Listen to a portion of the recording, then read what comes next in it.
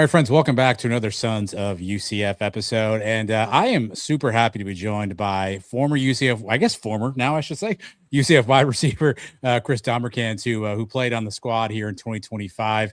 Obviously, a new member of the Knights in 25. And he's kind enough to join us here on the show to give us some insight on his career at UCF and some stuff maybe about this past season. So, Chris, first off, man, happy holidays to you and yours. Thanks so much for taking the time to join us on the show. Yes, sir. Appreciate you for having me, man. Well, let's start off at the beginning. Obviously, you entered the transfer portal, and I kind of want to start there, right? When you and I are talking, it's late December right now. Transfer portal is all the rage. Everyone talks about transfer portal. Can you kind of walk me through, kind of as an athlete, your decision-making process as you kind of decided what your next steps were, and even logistically, like who do you have to tell? What do you have to do? Like, what is the portal when we say so-and-so is going to the portal? What does all that really mean from an athlete perspective? Yes, sir. Honestly, to be honest, it is a huge risk. Nowadays, like when people are making that type of decision and getting the portal, a lot of the times, especially nowadays, how a bunch of people are trying to go into it, some people might not find a home, and it's kind of scary from that standpoint if you look at it. But for me, like I've always wanted to play at the highest level, collegiately.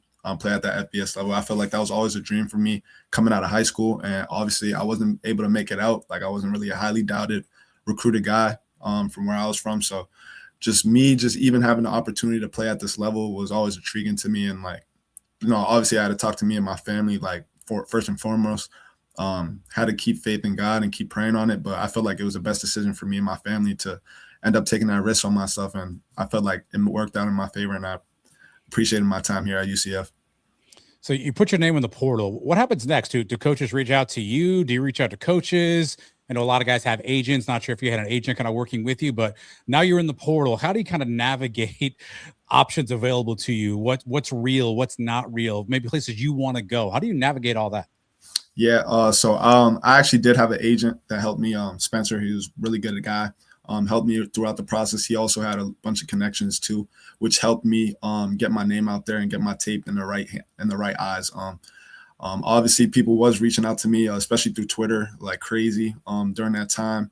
And I was actually in the second portal window too, so it was actually a little bit more hectic as far as like speed wise. Like the process was a little sped up because I had to make a decision soon, But yeah, it was just a blessing to see that many people like trying to get in contact with me for my services, and it was just a blessing. It was a crazy time though.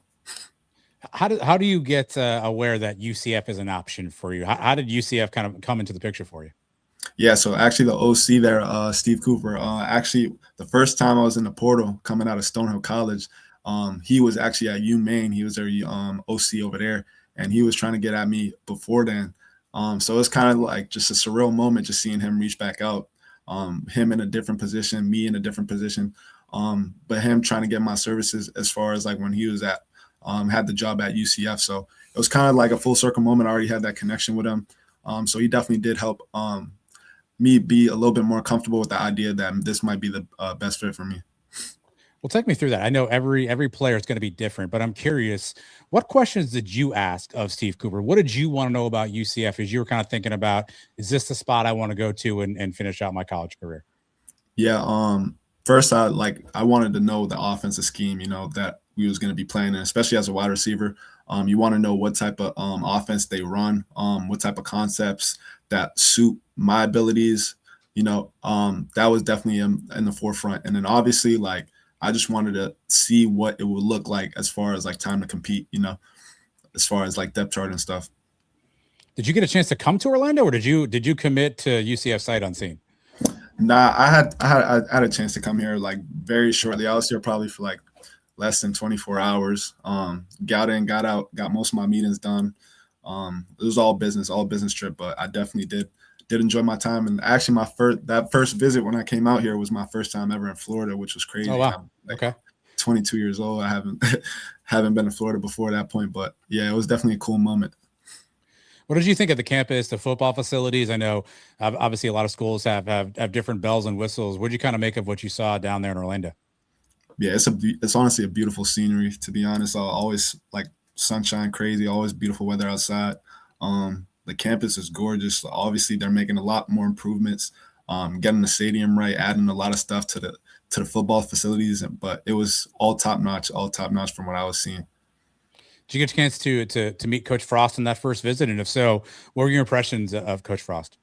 Yes, sir. I did have a chance to meet him, and it was honestly just crazy hearing a bunch about him from his time here before, and just like him coming back to the school now. But obviously heard from his pedigree when he was here before, what he had done when just winning. Honestly, he's a proven winner, has a great offensive philosophy. Also had his time spent with the Rams. So I obviously being at the NFL level, you learn a bunch of stuff that he could take over to the college game. So I seen the vision for what he wanted to build as far as culture wise here, and I just wanted to be a part of it.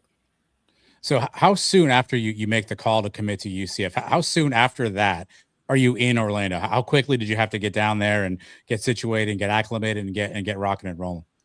Yeah, so I probably went on my visit sometime mid-April, and ended up having to get out there for like late May, probably around there.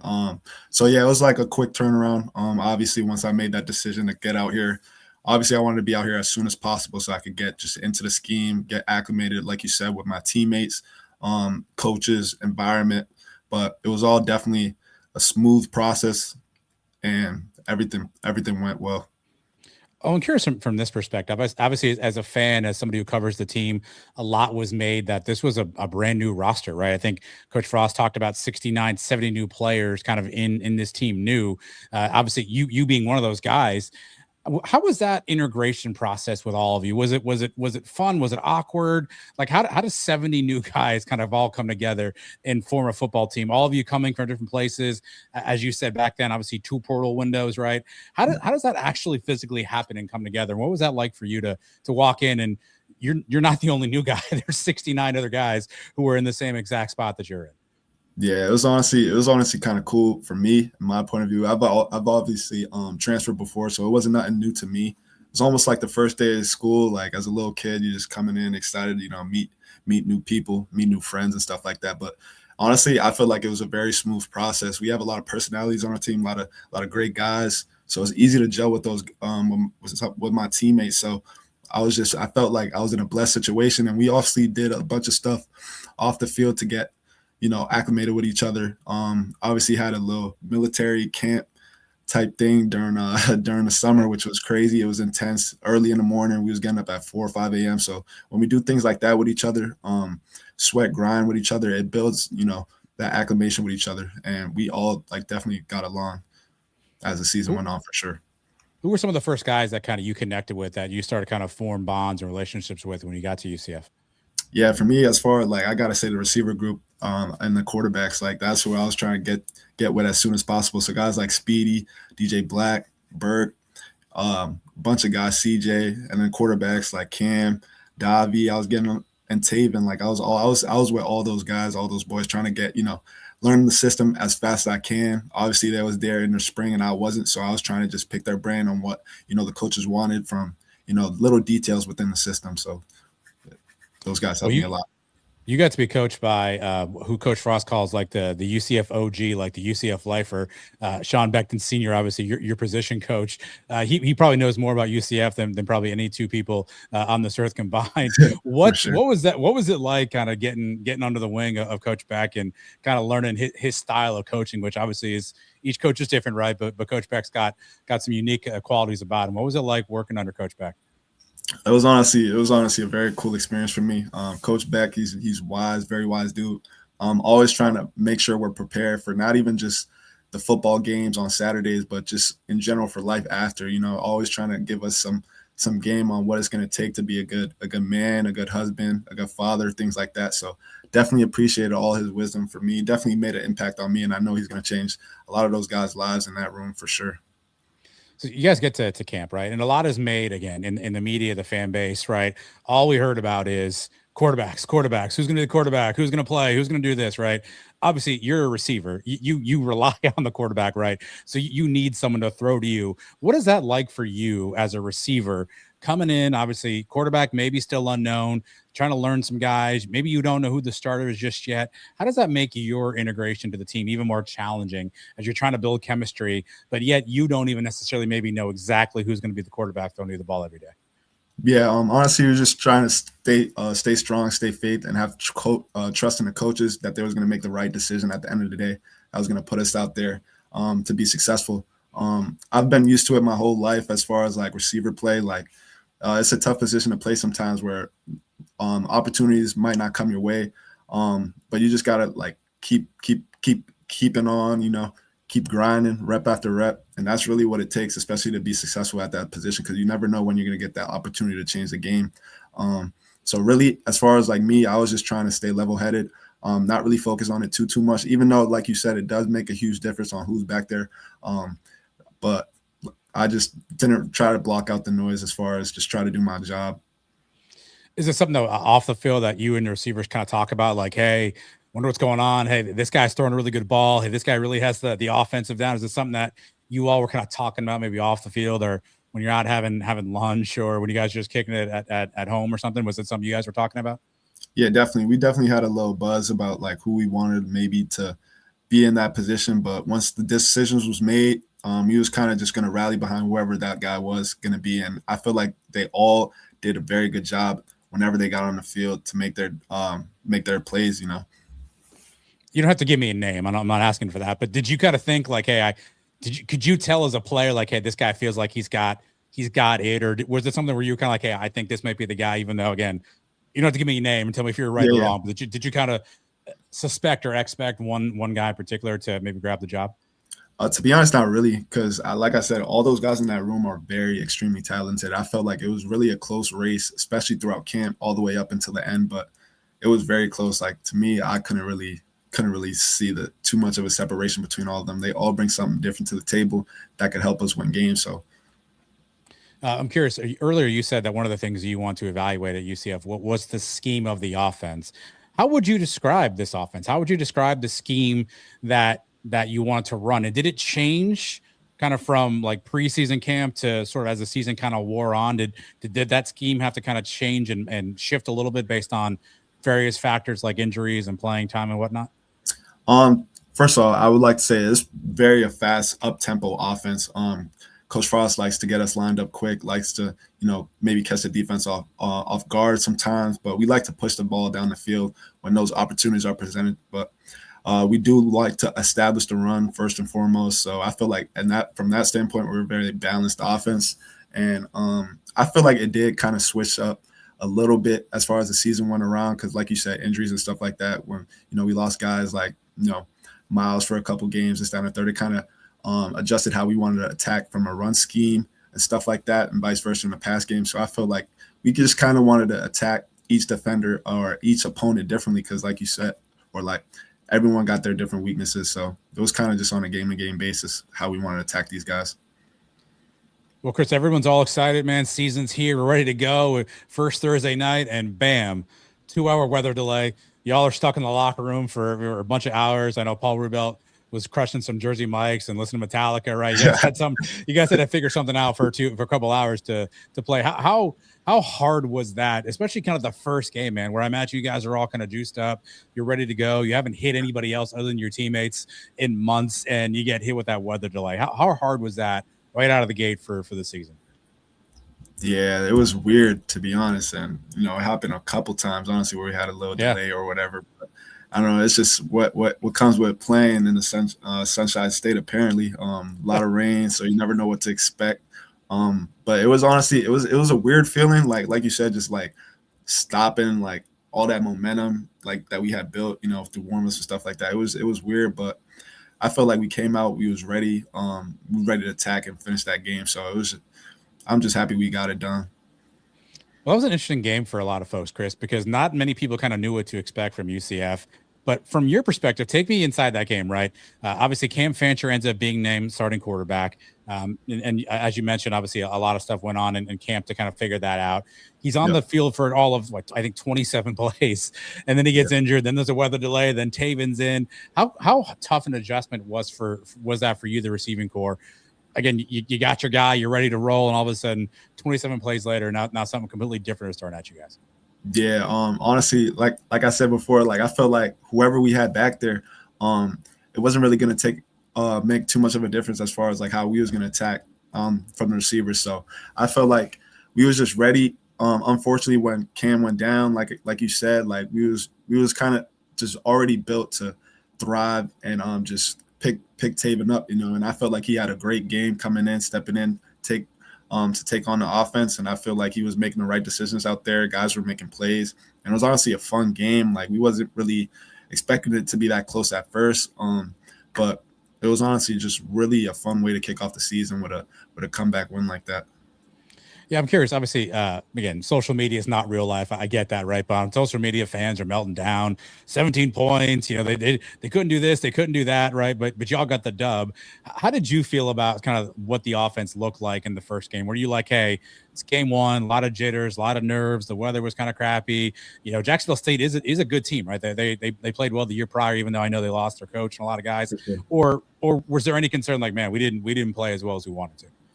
No, not at all. To be honest, we understood like we left some plays out there. We might have not played or put our best foot forward as far as playing. We didn't put the best film out there, but I feel like we showed a lot of resiliency, a lot of grit to be able to finish that game.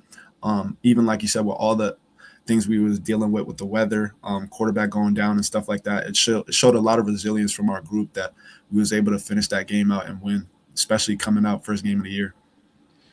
All right, 2 weeks later, Chris, if I had told you as a college football player, you'd be on a football field and you look across the sideline and you see Bill Belichick coaching the team you're playing against, A, would you have believed that? And B, what was that experience like when you run out there? And even though I know you're a football guy, right? I think you said you're in Boston? Yes, sir. So you got to know the Patriots lore pretty well. And you look across the field and there's the hoodie, right? The 8-time Super Bowl champion, Bill Belichick. What was that like for you as a player? Just walking out and seeing that entire scene on that Saturday.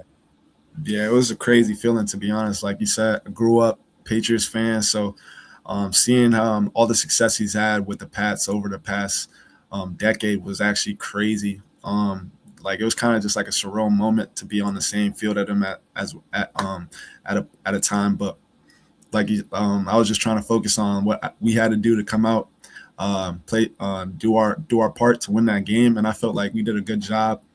Had a great game plan to be able to attack them and pull off a great win. Did you get a chance to say hello, shake his hand, meet him at all before or after the game? Unfortunately, I didn't. I should have though. I might have got a little nervous. Leading up to that week, again, if you're a Patriots guy, you probably understand the Belichick way of press conferences. You got a little bit of maybe a little bit of ribbing because he referred to UCF as Central leading into that week. Was that something y'all were having fun with? And was that something you guys were talking about in the locker room, how we refer? I know UCF Twitter changed their name to Central, and it was kind of a thing. Was that something you all had fun with in the locker room, him referring to you all as Central? Yeah, it was hilarious, especially knowing the type of guy Coach Bill is. It was crazy. It was definitely bullet board material, though. Definitely fired us up. We felt a little disrespected by that comment, and guys were fired up coming out, and it showed. We started that game on fire. Yeah, that was a big win, 34-9. I mean, that game was never really in doubt, Chris. I mean, and UCF had that game in hand really from the start. Were you surprised at how well the team kind of played that day, or as a player kind of leading up to practices, can you tell when, hey, we're locked in, like we're ready to go this week? Or other times you're like, man, we're not really sharp. Can you tell as a player leading into a game by practice, like how you think your team's going to play that day?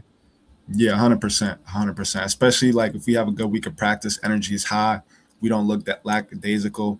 Guys are out there making plays. We're not really having MAs and stuff like that. You could tell like we're putting ourselves in the best position to go out there and have a great game. And like you said, nothing's guaranteed. We still got to go out there, show up on Saturday and do it. But that day was honestly like everything clicked for us. And it showed that, the way we prepare during the week is definitely going to help propel us on Saturday to have a successful outcome. Yeah, I wasn't sure how to ask this question, and so if you don't want to answer it, I totally understand. But leading up to the next week, obviously some tough news in the program. Obviously, the death of Coach Sean Clark. Just how did that overall, to whatever you want to share, and I respect whatever you want to tell me, how did that kind of impact maybe you personally and kind of your teammates, and what did you kind of see of your teammates kind of that week leading up to Kansas State? Yeah, honestly, it was such an unfortunate tragedy that we had to deal with, and like I said, like we felt for everyone that was affected from it. The coaches, his family, his kids, his wife, and it was honestly just it was tough, to be honest. Having to practice, and like you said, because we still had a game to prepare for that same week, unfortunately, with all the circumstances we was dealing with. But the guys definitely rallied. We definitely came together closer, and it just showed us that life is short, and we just got to appreciate every day that we're blessed to have. And that's really it. Unfortunately, yeah, it was a tragedy though. Well, I'm curious again. You're an upperclassman, right? You're a leader. You're a veteran. Obviously, a lot of young guys on that team. Who are the guys that were trying to sort of keep everything together and sort of be the rock for the team? Because again, it's tough. Everyone's hurting a little bit, right? But I'm just curious. Who were the guys that kind of were leaders in that moment? Really, probably one of the tougher moments, if not the toughest moment any football team can face. Who are the guys that you saw kind of lead and step up and really try to bring the entire group together? Yes, sir. It was definitely, I felt like, a collective effort by a lot of guys from the program, but guys that stick out to me, especially from my perspective, were guys like Paul Rubelt, Miles Montgomery, Jaden Nixon, Speedy. Those guys, I felt like they was very vocal during those times, and definitely wanted to keep us together, because sometimes we did have some low moments due to circumstances. Maybe our mind wasn't really into what we was doing or the task at hand, and it definitely helped having those voices in the room to help bring everybody together and to help ground us and help us keep pushing to our ultimate goals, which was to win. Well, I appreciate you sharing that and giving your perspective. I know it's not an easy topic, and there's no easy way to transition out of that either, obviously. But a game is played that Saturday at Kansas State, and I'm curious, Chris, that's a game that stands out for me for a couple of things. But one, I'd never seen this before in my time watching football. Your starting quarterback gets absolutely nailed, which should have been a penalty, but we can talk about that later. Gets absolutely nailed after it throws the ball, comes out of the game, helmet's off, pads are off, in a sling, looks pretty upset, and you're thinking the worst. And then, I don't know, like 20 minutes later in real time, he's back out in the field as the quarterback. Have you ever seen anything like that before where, again, pads come off, he's off the field? Like, it just seemed like, all right, his day's over. And then all of a sudden, Taven Jackson back out in the field. Yeah, it was honestly crazy, to be honest. I was kind of confused myself seeing him in the huddle back in the game, but it goes to show you the kind of guy Taven was, man. That kid, he's tough as nails. He wanted to be out there, competitor. He wanted to be out there to help us try to win that game. But he felt, he took it hard on himself. He felt bad that he felt like he was letting us down. But like you said, injuries happen. It's an unfortunate part of the game. So we don't hold anything against him, but to be able to see him come back there on the field after having a sling on, and we're already like thinking like, all right, he's probably done for the game. Let's try to adjust to this, whoever is coming in next. But it was crazy to see him come back in there. Well, first road game of the year, Chris. I'm curious, how was this team different at home versus on the road? Obviously, it seemed like some struggles more on the road than at home. That was obviously the first crack at a road game. How did you see this team kind of different at home versus on the road? Yeah, and from my perspective, I feel like at home we definitely thrived off the energy in the bounce house. It's honestly a crazy, crazy atmosphere to play in. I felt like when things were going well, like things were going really well, especially at home in the bounce house. So I felt like we just thrived off that type of environment, that type of energy. And for whatever reason, when we was going away, like we was having just little mistakes here and there that was costing us. We'd be able to move the ball here and there, but the mistakes that was killing the drives, it just ended up, it's mistakes we can't come back from. So it was just unfortunate, but I feel like these guys are going to get that stuff squared away. Talented group of leaders, especially in the coaching staff. So they're definitely going to get that dialed in, but it was just unfortunate. Next week, come home. Now the home opener, Kansas is in town. Jump out to a good lead against Kansas. It's a good team that they come back a little bit. And then, Chris, everyone's going to remember that fourth quarter sequence. Basically, second and goal from the Kansas 1-inch yard line and 3 plays. Obviously, not able to sort of crack the end zone on those 3 plays. From your perspective, I know obviously it was heavy package. So I don't even think you were in those formations at that point in time. So from your perspective, what did you see, and how frustrating was it to know y'all just need like an inch, like just one tiny inch, you tie the game, but maybe it's different. Can it take me through that sequence from your perspective as a guy kind of watching it unfold?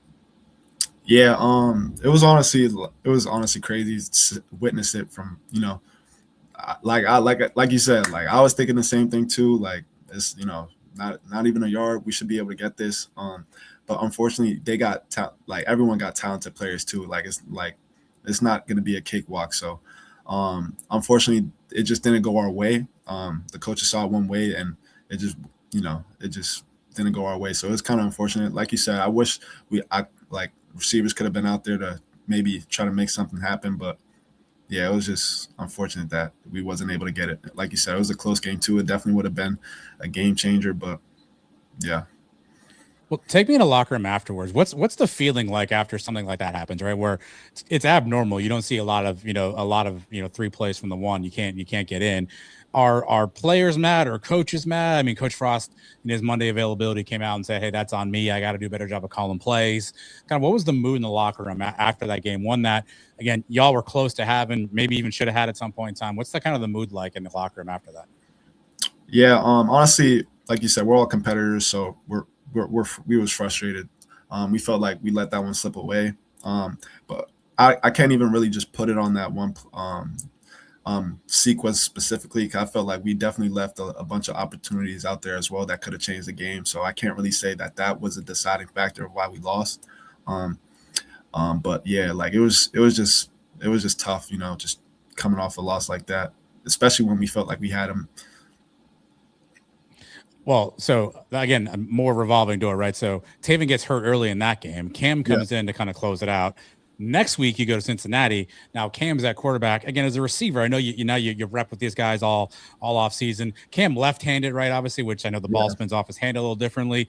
As a exactly. receiver, how much are you trying to stay up with, like, all right, who's playing, who's injured, who's not? I know Curry had a shoulder injury at that point as Yeah. well, and so he was in for a little bit. Now he's not there. How challenging was it to kind of keep up with who's in this week, who's playing, and sort of getting things kind of riled up and ready to go? Yeah, it was definitely challenging. Especially as a receiver, you kind of want to have that continuity. That's very important as far as like running routes, being able to complete passes. But we have a very, very talented group of receivers, so I felt like we was able to basically just deal with whoever was in there, and just like you said, whenever there was a switch, we was trying to get extra reps with them in between practices. Yeah, the lefty spin does come off a little bit different than the righty, so it definitely takes some adjusting to get it down. But it was a little tough, but I felt like we handled it for the most part very well with the changes at quarterback. So UCF goes to Cincinnati, and again, something I'd never seen before happens at Cincinnati again. Chris, let me Yeah, give you the stat line: 17 plays, 40 yards, 9 minutes off the clock, ends in a punt for UCF. That just seems like a drive of that length, right? You're going to get some points on the board. yeah, That didn't happen, obviously. How frustrated were you as an offense at just some of the things that kind of kept getting in your way on that drive alone? I'm looking at it on my screen. I got a couple of holding penalties. Looks like ineligible man downfield on one, yeah. formation error in another. How frustrating is that as a team that you're just like, man, 7 yards gained, 5 yard penalty, 10 yards gained, 5 yard, like, how frustrating was that for you guys, particularly as that drive kind of commenced? And you were a big part of that drive too with a couple of catches. How frustrating was that for you all to kind of have a 17 play drive go 9 minutes and end up in a punt? Yeah, it was honestly crazy, crazy frustrating. I felt like we was just shooting ourselves in the foot a lot of the time, especially on these road games, like I was mentioning earlier.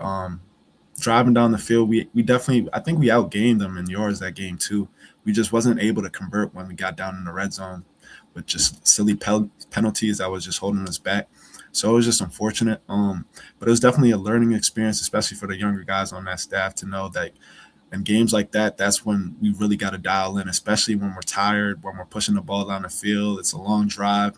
We understand like it's not easy, but it's definitely necessary for us to lock in those moments so that we're able to execute and play penalty-free football, especially when we get tight and close to the enemy range. Look, I mean, I know nobody wants to commit a penalty, right? That's the goal of any player Yeah, on a play. Obviously, things happen kind of week in and week out, and penalties seem to kind of pile up at points in time. Were coaches doing anything to try to help curtail some of that stuff? Is there anything you can do at that moment? I mean, a false start's a false start, right? Like it's going to happen at some points, right? Like, were coaches doing anything to try to correct some of that stuff? And if so, kind of what were you seeing from your teammates kind of at practice as you were trying to figure out ways to move past some of those penalties?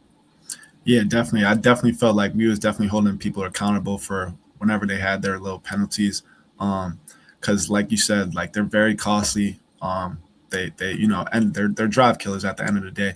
No one's gonna be successful if they're stacking up penalties on top of penalties.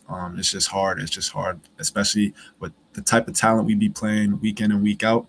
Um, it's just tough to come back from those situations. But yeah, those coaches were definitely holding us accountable. We had rests every padded practice, so we was able to, you know, figure out who or when people was committing penalties, so that we were able to hold them accountable. But it's just something that just comes with discipline. At the end of the day, we just got to be more disciplined in those moments to be able to execute. How about some of the like procedural penalties? I know in that game specifically, I think there was one where again the tight end wasn't covered up on the line and eligible downfield. I think later in the season there were a couple of penalties, too many guys in the huddle, right? Like Yeah, too many guys broke the huddle. How does that kind of stuff happen? Like I know it's not all. I'm not saying you had any part in yeah, it happening, but how does that happen? Is that just play call didn't come in fast enough? Is that just guys misheard? Who was on the field? How does stuff like that kind of happen with some of the more procedural stuff that took place? yeah. Usually, with procedural stuff is usually always some form of communication error. Someone's not getting the call, things like that, or we're getting the call in too late, or whatever the case may be. Um, all those can be definitely a factor, but at the end of the day, it just comes with us as players being able to lock in those moments to know what we got to do, what our job is, and what our responsibility is. Because at the end of the day, we're the ones on the field. It's not the coaches, so it's definitely a moment for where we got to lock in and be dialed in a little bit more. Was that an issue throughout the season, Chris? I remember seeing a couple of times on TV, particularly, you could see Taven or Cam like having to really cover their ears and like really kind of maybe they couldn't hear the play call. Was there any sort of communication issues kind of early on that had to be worked out just by the coached headset communication, or was there anything that was kind of challenging early on with the way communication for the play calls were coming in? I would say so. I would say so. Especially in those earlier games, away games, especially when the crowds are rocking. Crucial downs like third, fourth down, where it's tough. The stadium's loud, so maybe Taven or whoever back there wouldn't get the call um, all the way correct, but it was just tough to be honest in those situations, especially with a newer group like we had. It was just kind of tough in those situations. But like I said, that was definitely on us to where we got to be a little bit more dialed in those moments to be able to execute. Were all the calls coming in through the headset, or were there any signals on the sidelines, any sort of indicators on the sideline, or was everything coming through quarterback headset to you all in the huddle? I would say it's a little mix of both, a little close to 50-50. Next week, what I'm going to call the Chris Domercant breakout game. West Virginia comes to town. Standalone game on TNT, by the way, Chris, which was a great broadcast. A lot of folks enjoyed. And you put on a show that day, 5 for 89, 2 touchdowns. Take me through kind of that day for you. Do you feel any different? Was that a day where you're like, man, I just feel like today's my day? Did you kind of know based on maybe some of the play calls and some of the scheme that, hey, I may have a chance today? Or was it simply you were just doing your job, running your routes, and there's Taven kind of putting the ball on you? Yeah, to be honest, I felt like it was really another week, which was really what was funny about it. To be honest, I felt like for the most part, I attacked every week with the same mindset, regardless of what happened the last game. I try to keep an even kill mindset, just do my job, attack, and then if I get my opportunities, try to make the most of it. And I definitely made the most of them that day. So it was just a blessing to be able to even get those opportunities and make them, like you said, in a big broadcast like that. It was definitely a cool experience, especially growing up, not being able to be a highly touted recruit, for out of high school and stuff like that. Being able to play on a stage like that at the highest level of college football was cool. I remember the first touchdown pass specific. I don't know if you recall this one. I think Taven kind of broke the pocket, and it wasn't a design play. It looked like, and you kind of saw you were running kind of intermediate.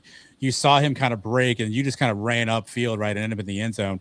Do you remember that play and kind of instinctually making that decision and kind of going, hey, my quarterback's moving. I got a chance to get open here.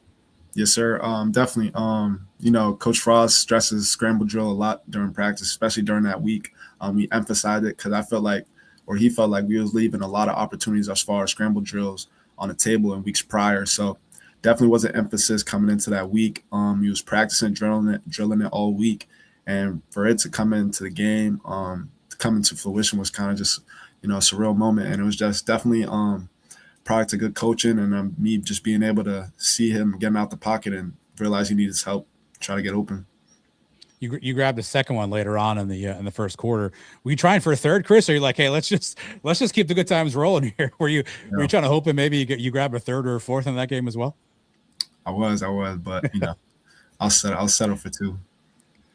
Did you have any pre-planned celebrations, any dances, any you and your teammates have it? I know typically if you're a smaller guy in the field, the big guys they have to do the lift me up thing, right? Where they have to like lift you up or whatever. Did any dances, any kind of moves you were kind of ready to pull out that day? Nah, I'm not really a huge dancer. I leave that to some of my teammates, but I definitely was trying to celebrate with my guys. I got a little lift up from one of the linemen, so it was definitely just cool just being out there, being able to get in the box. How big a win was that? Obviously, every win is big, but again, coming off the heels of obviously the tragic loss of Coach Clark, losing 3 in a row, including a close one at home to Kansas. Cincinnati, you guys are in that game-ish, right? But to your point earlier, just offensively wasn't clicking. How much did you all kind of need that win? And it wasn't just hey, we eked out a win against West Virginia. I mean, you dominated that game really from start to finish. How much did kind of the team kind of need and sort of feed off the energy and need that win that day? Definitely. I felt like it was a must win for us, especially for, morale, like you said, for getting the guys going in the right direction. And it was a dominant win too, like you said. And it was just honestly, like it was a win that got us, out of a little bit of a rut. And I feel like that first league win was huge for us. From the highs to the highs to the lows to the lows, Chris, because the next week you go to Baylor, no touchdown scored. Noe Morales was the offense that day. I don't know how to ask this. What happens from week to week? Like, is it just simply the other team has a great scheme? Is it simply, hey, we just didn't have the right design that day? Hey, too many mistakes. Like, how do you as a team go from again a top win against the West Virginia to a Baylor game where again it looked like things were really really frustrating for everybody offensively? Yeah, it was definitely very frustrating from my perspective. Just being out there as a player, just feel like things wasn't going our way for whatever reason. We was shooting ourselves in the foot too much. Too many mistakes were made that game in order for us to compete, especially with a good Baylor team at that. Those type of teams are definitely going to punish you if we turn the ball over for making mistakes. So it was just an unfortunate situation. I couldn't really tell you as far as like what specifically went into that, but as players, we definitely left a lot to be desired out there on that field. Maybe you can help me with a football question that I haven't understood since that game. Dave Aranda in the post game, when talking about preparing for UCF and preparing to play UCF, he called UCF, quote, a game plan outfit, which I think that means like week to week, y'all were doing something different, right? Like some teams, they go on there, they have their scheme, they have their system, and hey, they're going to run this. We have to stop it. And I think he was saying, but I'm wondering if you can tell me that the way you all kind of designed your offense is week after week, you were doing something a little different, right? You either trying to find tendencies in the other team you could take advantage of. You were trying to figure out ways that you felt like you could be successful against that team. What is that? What a game plan outfit means, and is that a fair description, I guess, maybe of how the offense had evolved towards kind of the end of the season there? I would say so. I couldn't tell you exactly if that's really what that means as far as that term, but I would say we did find ways we could like every opponent runs different coverages and stuff like that. So we would definitely have different designs as far as plays to beat those coverages for sure. But we do have a lot of base plays that we run every single week that we try to get good at too as well. So I feel like it's a little bit of mix of the both. Every UCF night gets one opportunity, Chris, to experience this phenomenon, the space game. Obviously, your first time seeing the space atmosphere. I know you'd probably heard about it coming in, right? I'm sure you saw the jerseys and the uniforms from years past. But that when that week rolls around and you start seeing the jerseys, start seeing all the Canaveral blue get broken out. Like, how different is that week? Obviously, from someone who wasn't a part of it, you just kind of walk in, you're like, why are these people doing that? Like, was it weird? Was it surreal? Like, what was it Yeah, like kind of being immersed in that space week for UCF? it was honestly insane, to be honest. I didn't realize how like huge of a game it was at first. I thought it was just kind of just like one of those games where you just have alternate jerseys from, but there's honestly just a whole production. The stadium was rocking. Everyone in the crowd was in blue, so it was honestly just a crazy experience. Definitely a surreal moment for sure. Do you find yourself? I was at that game. Do you find yourself kind of watching like some of the stuff and the lights and all the things on the video board as a player? I know no coach is listening. I'm sure you're always locked in on the play call, Chris. But did you find yourself kind of looking around like, man, like it's really interesting the way they've kind of put everything together here tonight? Nah, for sure, for sure. Especially for me, coming from a small town, like I've never really played in huge atmospheres like that consistently. Before I got to UCF, the biggest game I played in was Tennessee when I was at UTC.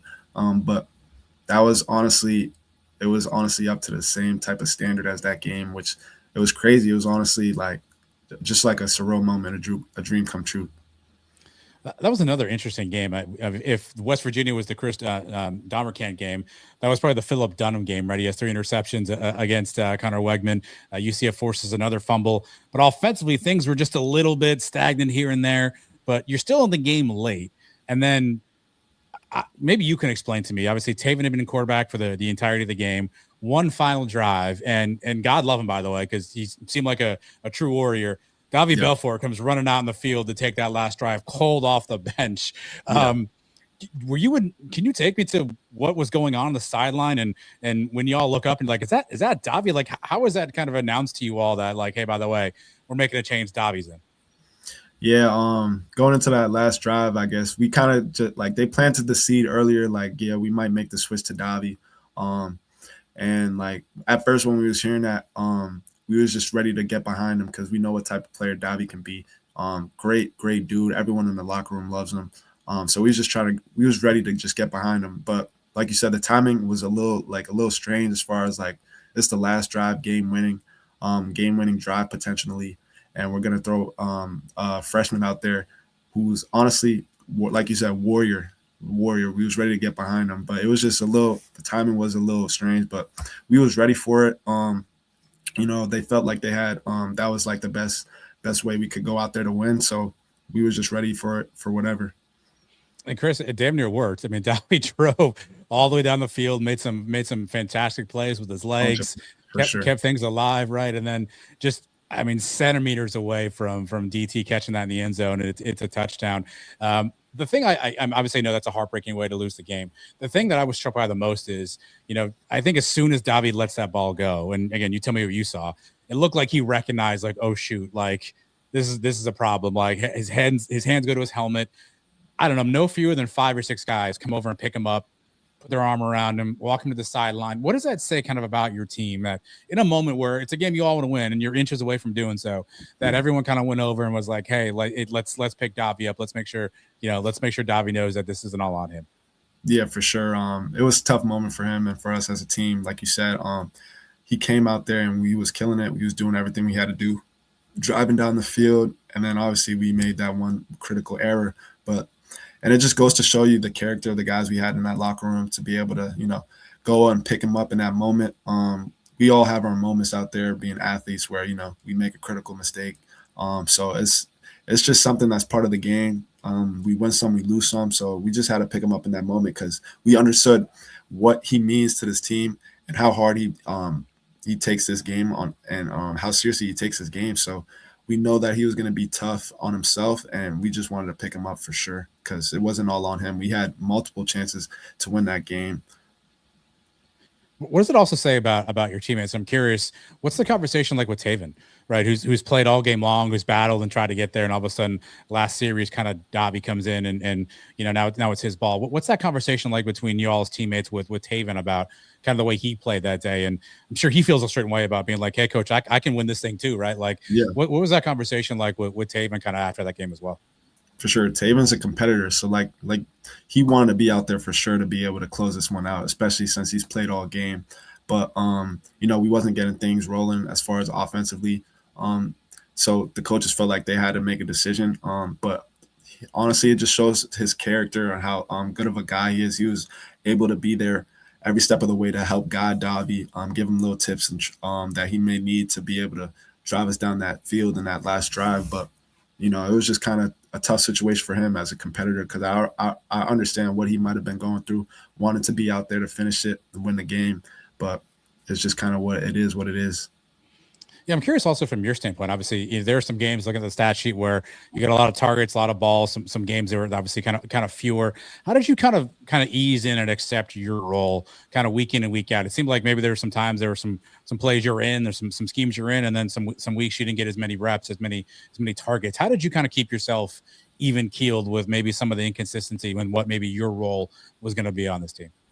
Yeah, honestly, it was tough at first, trying to deal with that and trying to, just figure out my role for the team. But honestly, I just love the game so much, like just playing it, even if it's just practice. So I try to, treat practice like my game day, play every day like it was my hardest, try to give maximum effort all the time. And then when those opportunities come, just make the most of my opportunities. That's all I can do, especially at the receiver position. You know, they're going to come some games are not going to come. So I just got to, just be ready for it, be ready to, deal with whatever it is, good or bad. I'm just ready to move on to the next step. So I'm just trying to live in the present. And that's all I did during the season. Are you going to coaches and saying, "Hey, what do I got to do? Hey, where do I need to improve? Hey, what do you need to see out of me?" Like, are you in Coach Beck's ear and maybe Coach Cooper's ear? Like, hey, what do you need out of me? What can I do differently as the season goes on? Yeah, 100%, 100%. I was trying my hardest, especially with it being my last year. But like at the end of the day, I didn't want to be too much of a headache on the team because we was having some success some weeks, so it wouldn't make sense for me to go in there and try to ask for more opportunities when we're winning games at a point. So I was just trying to do my best to put whatever I can on film to make them feel comfortable with just leaving me out there. But they saw things differently some weeks, and it is what it is. Like I try to move forward and just attack the next day. Next week, UCF goes and you all play at Texas Tech. As you and I are talking, Texas Tech is preparing to play in the college football playoff. As you walked off the field that day in Lubbock, did you say to yourself, "Hey, that's a college football playoff team"? Like, were they that good, or was it kind of quick for you to realize like the kind of talent maybe Texas Tech had on that side of the ball? I would say so. They was definitely a great, well coached group. They had talent and it was executing at all in all phases. So it was just it goes to show you what the standard is of what great football teams look like in this league or at the top of the top. So it just kind of like pushed the bar and it gave us something to strive for. Because I felt like, to be honest, as far as talent wise, we wasn't too far off at all. It was just a matter of execution at the end of the day. That's what it always comes down to. Because things can't be easy, Chris. One final game, you all need to win to get bowl eligibility on the road at BYU. And the game starts off pretty good, 14-0 right out of the bat. AJ Adai catches the touchdown pass on a bit of a swing route. How amped up at that point in time were you guys just like, "Hey, we got one game left of this thing. Like, let's just go out there and leave it out in the field"? What was the kind of mentality walking into Provo for that final game of the season? Yeah, definitely. I felt like Coach Frost definitely did a great job firing us up for that game. It's like you said, just leave it all out there. It was our last go around, especially for the seniors. It was a surreal moment for it being my last college game. Maybe probably the last time I played football. So it was just honestly, we was just trying to leave everything we had out there on that field, to be honest. And I felt like it did fire us up. We came out on fire, got up quick, and it kind of just gave us that momentum and know like, okay, we could play with these guys for sure. So obviously, it was unfortunate how it unfolded towards the end, but it was definitely a cool experience just going up there, cool stadium like that, and being able to play and compete with those guys. I'm curious, in the post game, Coach Frost talked about smaller group of guys went to play that day. Some guys weren't there anymore. Some guys had kind of moved on. I know he was on the Miles and Jaden podcast talking about, hey, more guys who were bought in. How was that week different? How did that week feel different for you all as a player with whatever was going on with other guys and coaches and whatnot? Like, how was that week different for you as a player, kind of seeing all that stuff go around you? Yeah, I feel like it was honestly just a little bit like guys were more dialed in, more locked in. There wasn't any distractions that week. Wasn't any mishaps. So I feel like The guys were all the way locked in on what we had to do. We had a great week of practice.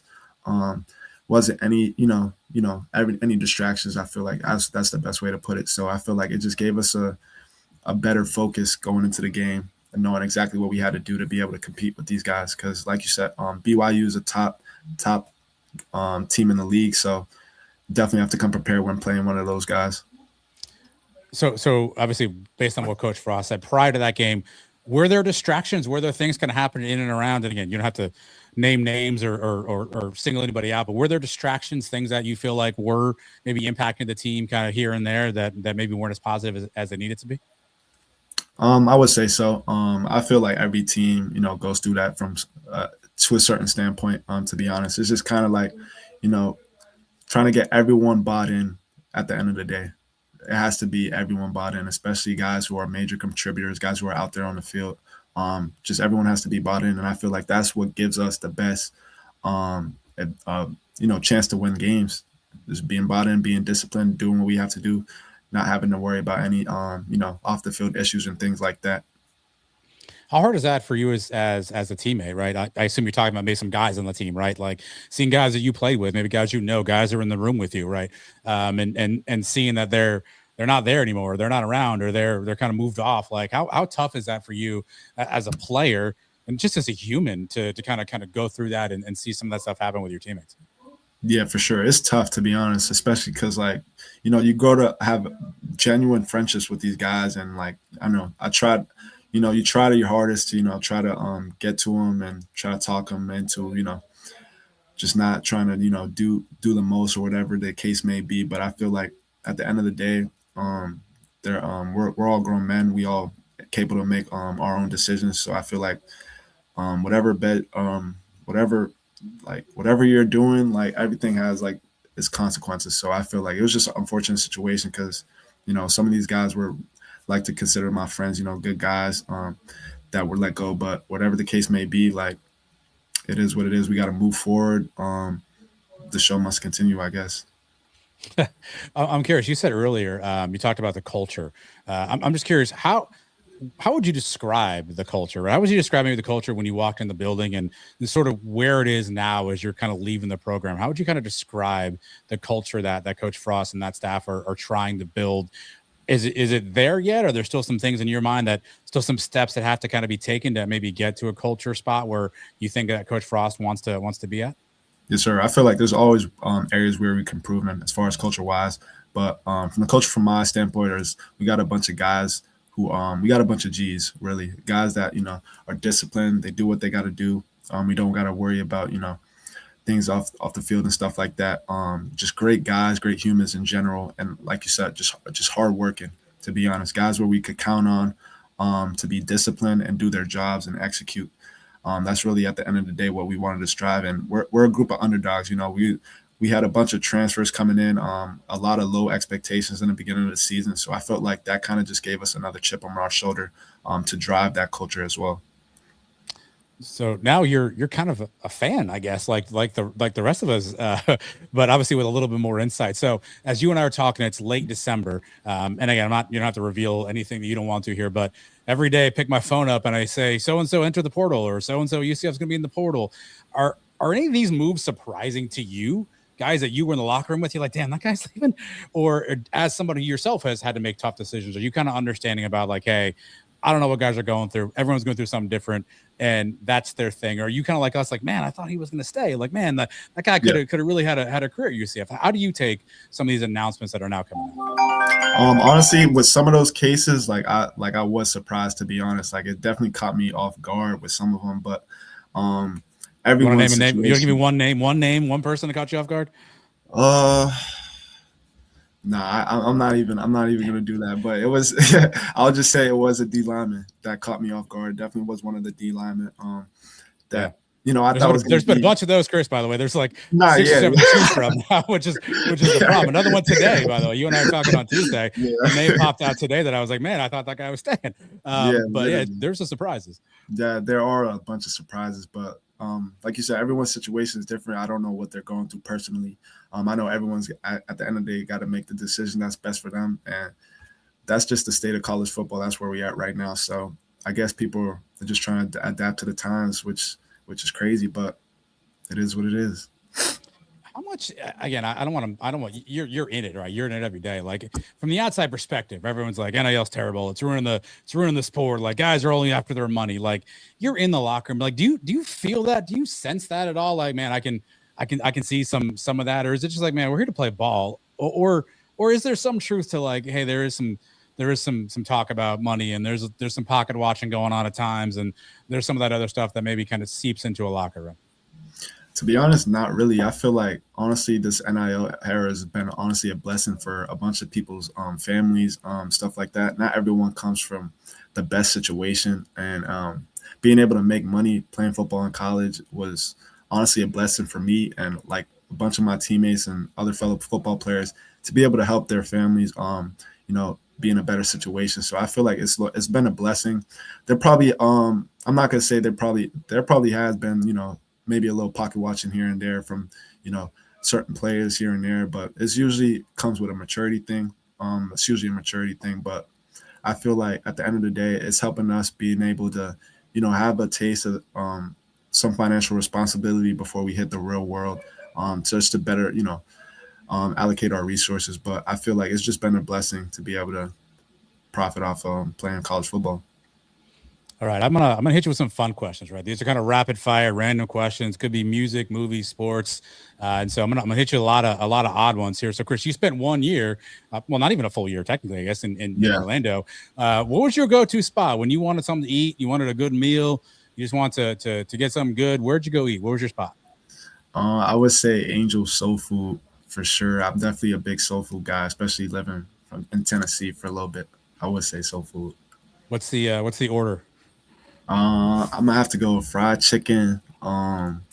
Sides would be candied yams, probably mac and cheese, mashed potatoes, some gravy. Nothing too crazy. Yeah, I just gained 7 pounds hearing you talk about that. I was just calculating. You probably ran that off right away. Chris, obviously Jaden Miles, podcast stars now, the UC Fastcast. I noticed you were never a guest on that. Were you trying to get an invite? How did you not get invited on the Fastcast? I couldn't tell you. Maybe because I don't know. I'm usually kind of like a quiet guy. I kind of appear off a little, to myself, stuff like that. So I don't know. I guess they might have thought I don't have too much to say, but it was crazy. It was a cool seeing the episodes though. They definitely did a very, very good job with that podcast for sure. Definitely very entertaining, those guys. If you had to host a podcast with one of your teammates last year, who's your co-host? Who do you want to host with? I'm gonna say Carl Jenkins Jr. for sure. Okay, he's my guy. He's funny, super funny. Well, you guys can't call it Fastcast. Do you have a name? What would you call the receiver podcast? That's a good question. I'm gonna have to get back to you. Come back a minute. Okay. Yeah. And while we're on the subject of fast, can you settle the debate? Who was the fastest guy in this team? Right. I heard Jaden talk about it was him. DJ Black, I know, obviously came with some speed. Dwayne Thomas, they call him Speedy. I assume he's fast. Who was the fastest guy on this team in your view? In my opinion, I feel like it was DJ Black, to be honest, especially during fall camp or not fall camp, during the summer workouts. When we're running sprints and stuff like that, like he was always ahead of the guys for sure. Okay. He's also got great abs. He never really put his shirt down. Was very jealous. I was watching abs. Yeah, that's true. That's true. Does anybody on the team do a Coach Frost impression? Not yet. I don't think not yet. And coaches always have like their say. Did Coach Frost have a saying that he just said over and over and over again that you guys just kind of always knew was coming? I would just say be a G. He always wanted to hammer that point home. I would say be a G. Okay. You wore jersey number 13. I don't know if you noticed this, or if any of your family members told you this, or anybody that watched you play told you this. The 3 on your jersey looked a little bit like a 9. Did you ever hear anybody tell you they got confused with your jersey number because it looked like it was a 9, but it was really a 3? Yeah, and a funny part about that is, 1'9" is actually Wade and Charles, and Sure. everyone says that's like my twin because we look exactly alike apparently. So it just made it made matters worse because guys were getting us confused all the time. But it was honestly funny to me. But no, I never noticed that before. I'm gonna have to look into it now. That's crazy. He's next on my list. Tell me a little bit about Wade and Charles. Obviously, your true freshman got some time to play. He tweeted, I think he's coming back. I never know anymore with guys when they tweet stuff like this, right? I assume that means he's coming back. But how good can Wade and Charles be? The sky's the limit with that kid, for sure. Especially coming out what he did freshman year, coming out being able to compete at this level is just honestly it's honestly very, very, very impressive. He's a competitive young man, very confident in himself and his abilities, and he works hard every day. Never really had to worry about him showing up, putting his best foot forward. He was always going to come consistent with his effort, his energy. Definitely I could see him being a captain one day for the UCF, for the new UCF Knights for sure. Who's one guy that played on defense that you never wanted to have hit you? Um, hmm, that's a great question. To be honest, I would say Lewis. Okay. I would say Lewis Carter. Because I would say that because one scrimmage where we actually did went live, I caught a tunnel screen and tried to take it up on him and didn't go in my favor. So that's probably why I would say him. He goes 100 miles an hour all the time, for sure. Who's one DB that you lined up against in practice that you're like, man, I don't want to see this guy across from me.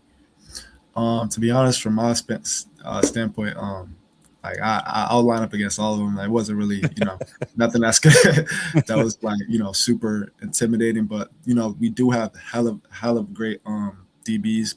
I would say guys that I enjoy, my competition against were guys like Philip Dunham, Jaden Bellamy, guys like those. I feel like, but like I said, it was fun competing against all of them. They all bring something a little different to the table. So, got to learn how to adjust to different techniques that I see, especially to get ready for the game.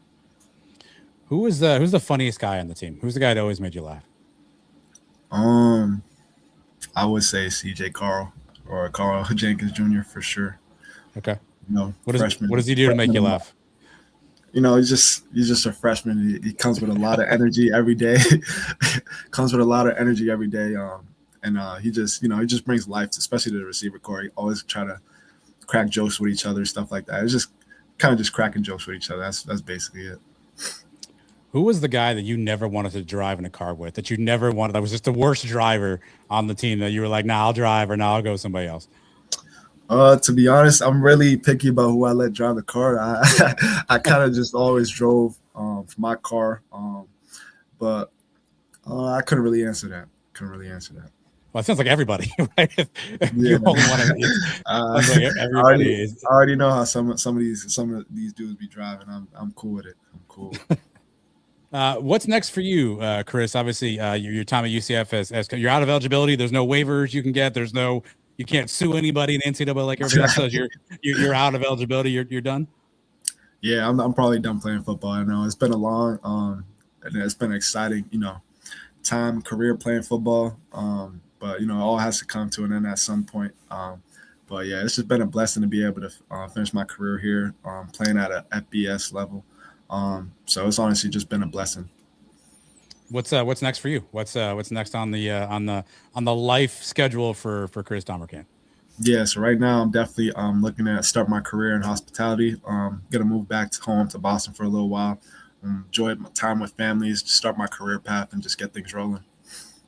All right, my last one for you. It's a fill in the blank question. I think you kind of answered it, but maybe you'll give me another one.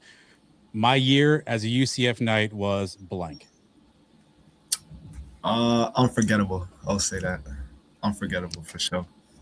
Do you see yourself coming back and trying to catch some games live? Do you see yourself kind of trying to stay around the program, kind of talk to guys, or do you kind of need a break from football a little bit yourself and just kind of get yourself moving to the next phase of your life? Yeah, definitely. I'll definitely be back for sure. But like you said, I definitely do need to take my time away from the game a little bit to focus on myself to be able to better myself and get my career started. But definitely gonna come back. Got to see my guys play at some point next year for sure. That'll definitely be in Orlando. Well, Chris, man, it's been a real pleasure. I appreciate you giving me so much of your time and kind of walking through the season with us. Best of luck to you, and obviously whatever next endeavor is on the schedule for you.